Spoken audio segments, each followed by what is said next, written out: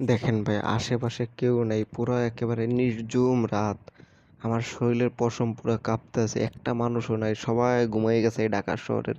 কিন্তু আমার অনেক ভয় লাগতেছে। ওই যে দেখেন, এই যে সোজা আমার ওইদিকে যে বিল্ডিংটা দেখতেছেন না, ওই জায়গায় হলো গিয়ে শাহবাগ, ওই জায়গায় ঢাকা বিশ্ববিদ্যালয়, জাহাঙ্গীরনগর, সব ওই জায়গাটায় অনেক আন্দোলন টান্দোলন হয়।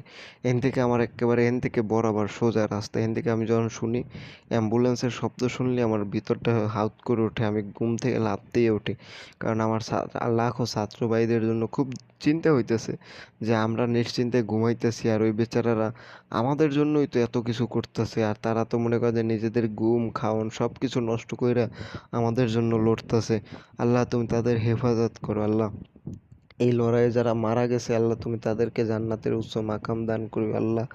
আল্লাহ, তুমি হেফাজতের মালিক, তুমি আল্লাহ, তুমি তাদেরকে সফল করো আল্লাহ। আল্লাহ, তুমি আমার হাজারো ভাই বোনদের